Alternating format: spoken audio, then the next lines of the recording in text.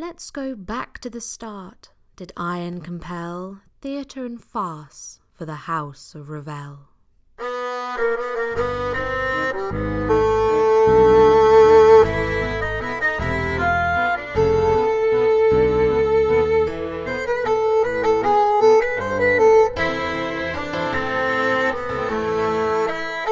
Hello, and welcome to the first episode of House of Revels, the British theatre podcast. Oh, we're going to get so bored of that.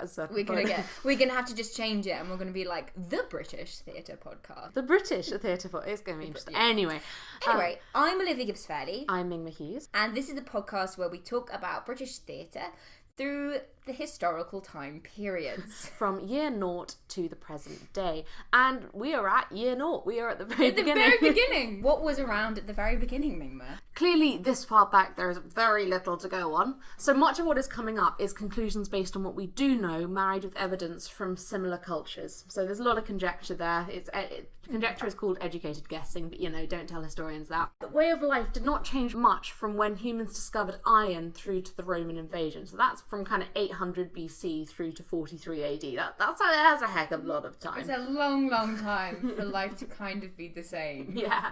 Much of what we consider Celtic culture was dominant, so many gods, festivals of the seasons.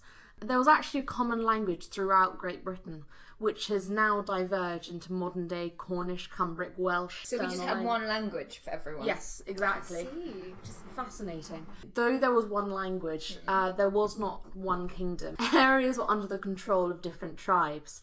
People would live in hill forts to help defend from attack, an obvious example being Maiden Castle. It was barricaded villages of wattle and daub houses. Wattle and daub is a fancy way of just kind of saying poo walls, I'd say, pretty much. Poo walls?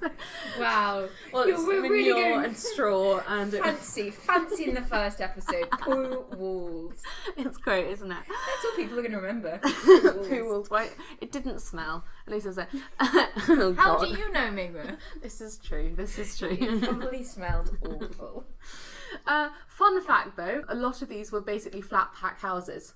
So you would actually, the frames of all these houses before they put the compacted poo. Before they put the poo on the walls. Yeah. Well, the frames of the houses would be made somewhere else and be exported.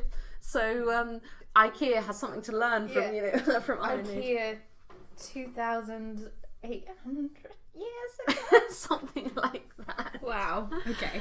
These places would be totally self-sufficient. However, they did have trade. There's evidence of Phoenician traders from as early as the 8th century BC. So again, contrary to popular belief, these people weren't entirely believing in their own world and didn't know there was anything else. Women were pretty equal to men. Woohoo! Yay! Where did it all go wrong? That's what I want to know. These people were aware of the world. They were aware that there was a greater expanse further out, but the vast majority would stay pretty local to where they lived. So, origins of theatre. That's a statement. Yes. Origins of theatre. Firstly, telling stories has been around as long as language has. I mean, I guess that's what language is, isn't it? It's just a way that we tell people things that have happened. That's very profound. Yes. Well, I think we could just probably end it there, to be honest. But I can imagine, a Celtic man comes back from a long day in the Celtic outfields of the outfields. It's the outfields. Those are things in the fields, and it's like, you'll never guess what happened to me. Woman I live with. Woman I live with. I don't know.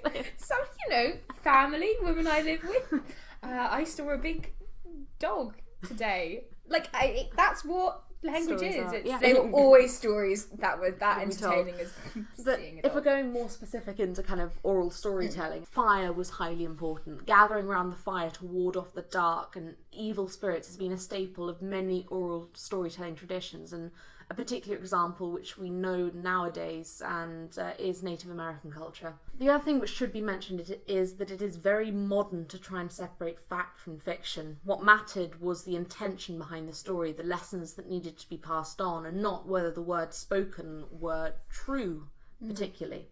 Stories were history and history was stories. There isn't a kind of distinction. That's a very modern concept. We could almost make an argument that our history was theatre. It's really interesting, this kind of very recent phenomenon. It's a very recent development to have history as being correct. thing that we study. And the idea of fact, and fact as being different. So it's worth remembering this as we continue, especially in the early episodes and podcasts. That being said, studies of Aboriginal and Yugoslavian oral storytelling traditions suggest stories do not undergo the Chinese whisper effect, contrary to popular belief, which I thought was really interesting. Yeah, because and also presumably they weren't writing these things down at all. No, they weren't. Yugoslavia in particular, they would learn the stories from the elder teacher, and this would pass through generations upon generations. And we know this because it was only very recently when these stories began to be written down, but we had enough space from kind of like the 1850s to about the 1950s, and so you could literally compare. Oh, that's really interesting. So once fixed, though the retellings might alter subtly, cultural stories passed down generations became unaltered. And it's been argued by anthropologists that storytelling is fundamental to teaching the next generation their worldview as well as keeping a feeling of nationhood. Like we grew up with TV and with Disney and this kind of stuff, so they grew up hearing the same stories. The other point with this nationhood is that in Celtic culture, often children were not raised by their parents. They would be taken out quite often to the mother's brother and would be raised by him in a kind of foster family. And so again, you can see this idea of nationhood and culture, and you needed to have a homogeny of some sort if you weren't even in kind of traditional family ties. Stories taught you what to be careful of, the outlook of your tribe and the heroes everyone might aspire to. The other aspect for origins of stories is the need for news. As Ben Haggerty has suggested, don't look at me like that. I have a footnote. I'm very impressed with your footnotes. I'm having flashbacks to university, that's all. But I love them. Storytelling could be a chain of communication which can span vast and temporal distance. Coinage was very local to clans or even hamlets, so it could be conjectured that trade would be conducted in less monetary means. Food for news. A stranger arrives in the village. How might he pay for bed and board? Why? With stories and news of the outside world, of course. I think, there's a fundamental need to...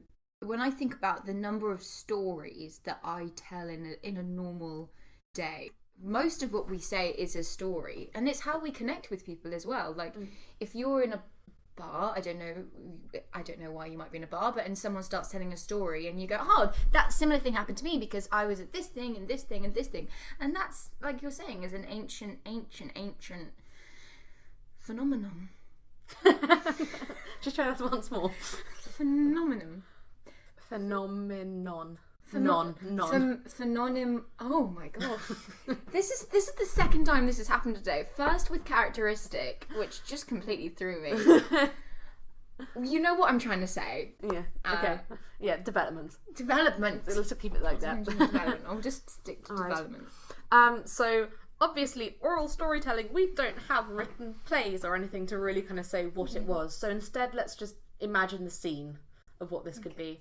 So, a stranger has appeared in the hill fort. The weather is drizzling. The stranger is welcomed by the headman, offered lodging, and at the end of the day all gather in the communal hall to hear his story. Alternately, it might be the elder of the clan, too tired from work, who entertains in the evening with comforting tales all have heard 1,000 times before. A fire is lit. All gather. There is no hole in the top of the wattle and daub house. Such a shaft would draw sparks into the thatch and set the building ablaze. Instead, the building is enormously tall, and the fumes gather 8 feet above ground, far above the heads of the tallest men. In cold nights, the air escapes, making the exterior smoke slightly. It is warm, with smells of animal and sweat in the air. The stranger has been given the honoured seat, close enough to the fire for warmth, but in no danger of a face full of smoke. The child in the corner is still milling the wheat for next day's bread. The daily grind. From the back of the room, the stranger's face fuses with smoke and dances in the flickering light. It adds to his strangeness. Then he begins his tale. Is this not a stage set? I love that. I was instantly transported to... You're going to hate me for saying this, and I'm sorry, a D&D campaign. Oh my god. Because it is like the beginning of when you're doing a quest, and they gather and there's a storyteller. It's that sort of, I don't want to say primal because that's very demeaning, but that sort of feeling. Oh, that you know, when you're around a bonfire at bonfire night and you're all watching something and you're all transfixed by something. I think actually bonfire night is probably the best example for people in the modern day to begin to feel what this would be like, sitting around a fire and talking. And, you know, there is psychological evidence of that fire was so important because one of our greatest fears was the darkness. And this is a very primal human fear. And so anything around the fire, there is something quite magic about that. And also kind of safety and warmth, because even though they lived with these poo walls... I'm going to regret saying it. You're going to regret saying it. It's going to be several episodes later. I'm going to be like, but it probably wasn't manure. But it probably wasn't that warm. No, it wasn't at all. No. So they needed that warmth, and they needed that warmth of the soul. And I imagine life was quite hard. Yeah. I mean, I think it's the daily grind. I slipped that in there for my reason.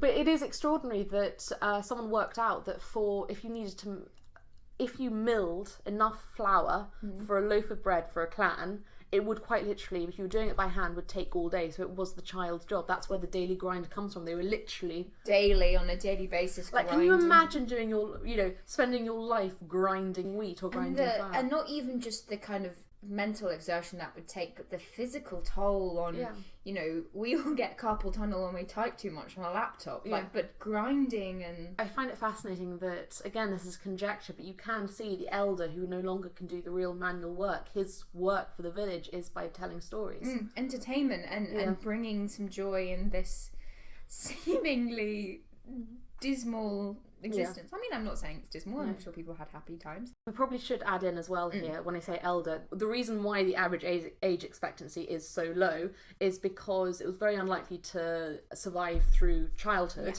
and then after childhood either men went to war or women had children and died in childbirth. And so if you got through childhood and that, you would have just as much chance of getting to 90 as we would. Shall we move on? Should we try and rank these? Oh, this is very exciting. All right. I'm excited. So, first time ever. Let's rank. So, sleight of hand. So, again, it's very hard with oral storytelling to find anything which is concrete. Music was very likely. Music has always been part of oral storytelling techniques. So, singing or chanting or kind of playing with an instrument, you can see that. Drums, possibly, again, depending on who the storyteller was and whether it was their profession or whether it was a skill. But again, music has been very much there from the dawn of time. In this story, we have two streams of storytellers. We have the unknown person arriving, the stranger, and you can definitely see him playing on his otherworldliness, being the person who comes and goes in the night. Yeah, it's your whole personality, isn't it? That you're just mysterious. That's what I'm trying to do, but it's not working. If the storyteller is the old man or the wounded, you can again see them kind of playing on the I'm old when you were young. That whole kind of... Back in my day. The final thing I've got for sleight of hand is that you can definitely see these storytellers playing to any kind of natural elements that might happen. So, you know, if you're in the middle of a storm and the thunder cracks, I bet they'd pull every kind of thing into it. I was in a play once. This is a slight divergence. I wasn't in a play. I was, for some reason, not in my drama class at school. I was like seeing the head teacher or at a council meeting or something, and I came back into class and I knocked on the door, and it just so happened that during the class that I'd missed, they were all sitting in a circle listening to ghost stories, and someone had said, and then there was a knock at the door, at which point I knocked at the door. So I knocked at the door, everyone inside screamed, and I walked in and was like, hello? And they all completely lost it. So I can definitely see if there was a thunderstorm or a crash of lightning, or just like rain, or if you know the pitter patter, you could definitely see. You can definitely put that in. Remember also with kind of wattle and daub houses, it was far more open to the elements than we ever would understand. So again, they would be far more aware of what was going on outside as the story would continue in this kind of... Exactly. Yeah. Okay, so sleight of hand ranking.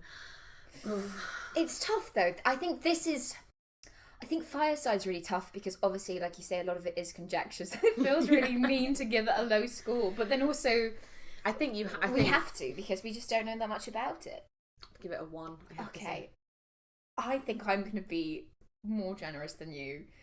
I'm going to give it a 2 because I do love a bit of music. I do love a bit of, you know, dramatic setting of an elder telling a story. So I think A 2. I think I'm going to give it a 2. Fair enough. All right, so that's a 3 out of 20. That's a 3 out of 20. Great. Scandal. Ooh. So again, problem of evidence. And I'm afraid there really is not much concrete. I think we could conjecture that if a stranger came to the village and told his story, he would have nothing to lose by sleeping with X, Y, and Z and causing the scandal rumour mill to go for a bit. But, I mean, that's as far as I can go. I can't really think of anything else. So. Yeah, I think 0.5 for the stuff which I could. I wasn't aware that we were doing 0.5s. I think for this it kind of has to. I think I'll probably also join you on a 0.5. I think there's no way that we can, as you say, know in any way. Can know. Great. All right, so that is a wonderful 1 out of 20. 1 out of 20. So, Ripple or Riot? There goes our pop shield. All right. So, Ripple or Riot? Again, it's conjecture. You can. It's not above the realm of possibility to imagine an elder telling a politically pointed story to try and get to get in on the politics of a certain evening. And again, if a stranger came and told his story, he would have control of the information coming into the place, and it's not unlikely that he could be a secret agent. You could see if you were in the middle of a war and someone comes and he would curtail stories to suit another party. You could see that happening. Yeah, I could see that. Otherwise, stories at this point were very much part of establishment culture. I don't think there's much you can argue against that. I think it's part of the culture at this point, as you say. I think I'm thinking then. I mean, I quite like the idea of a spy, secret agent coming and being like, "Oh, I saw a big army to the north," and then they're actually to the south, and then stabby. So maybe I'm gonna give it a 1 out of 10. No, I'm gonna give it a 2 out of 10 actually, because I said 2 out of 10 for sleight of hand. And that was on a hypothesis of things. Yeah. Because it's my own hypothesis, I'm going to give it a 1 because I have to be more mean to myself. But I agree. It's this thing of like, I think it needs to have some kind of score for the fact almost certainly stuff was happening. We just don't know. I mean, because what length of time are we talking about here? Yeah. It's like something at one point someone must have used this for malicious intent. Yeah. So I mean, there's almost 1,000 years we're talking about. Yeah, 800. Human society, we weren't good. Yeah. Okay. So all right. 3. So 3 out of 20. It's doing well. Finally, legacy. Okay, so now legacy is one we can actually. I'm excited about legacy. Yeah. So firstly, it is literally our history. As we said, history and stories were not different for so much of our history. Really up until kind of the Enlightenment, people were not bothered about fact. What mattered was what you were trying to convey forward. So the many stories we literally know today were first told around these fires, from the Old Testament to Arthur. That's extraordinary. Also, again, though the main stories would stay the same, the kind of the way someone might choose the story or might look at the audience and might tell it in a particular way, even if they're using similar words, or how they might kind of bring in elements into their story, that's improv. Yeah. And like improv, like even kind of from modern day kind of like yes-anding. Ming was looking at me because I'm an improviser and I am sitting on so many improv things to say that are not relevant. They're just about improv. We're just exciting. If you know any improvisers, they love talking about improv. Yeah. So I'm struggling. Yeah, very much so. But also like improv was important in commedia dell'arte, and it's been so much part of theatre all the way through, and it started with this kind of storytelling. Finally, it's literally the beginning of theatre. You have to say that. It's literally the beginning of theatre. I mean, it has to be high because it's the beginning of theatre. So the legacy it's caused. What are you going to give it?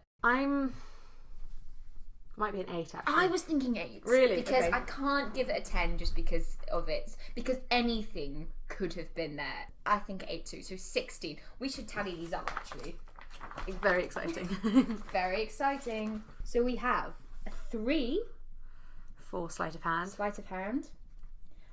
A 1 for scandal, a 3 for ripple or riot, and a 16. Doing well. Yeah, let's put it back. So that brings us to a grand total of 23 out of 80. Not bad. Not a quarter. Not bad for an awful lot of kind of educated guessing. Yeah, I think it's done pretty well. That's the score to beat. So Mingma, the big important question: does this join the House of Revel? Oh, the pain on your face. The pain. I think I have to say yes. Because it's literally theatre, you know, and like you can see in like I'm imagining the House of Revel to be like this enormous hall, like a Viking hall where you have like a stage at one end where everyone's kind of partying when it's not around it. You need the old guy in the corner who's telling the story. Yeah, who's everyone's stuck with at a wedding. Stand comedians, that's kind of basically what they do. Any sort of storytelling theatre where it's one person telling a story to a group of people. It started here. Yeah. It has to be a yes for me. Yeah. Okay, I think it has to be a yes for me too, just because, I mean, if this doesn't make it into the House of Revel, what does make it into the house? So I think it has joined. The House of Revel. Yeah! We should do like a little, House of Revel, House of Revel. We shouldn't do that. We should definitely not do that. We should avoid that. All right. Okay, so that is the storytelling tradition on the Fireside, the beginnings of theatre. Ooh. And next time we are doing Roman theatre. Roman theatre. So get all your gladiator outfits and see you then. Bards, and see you next time.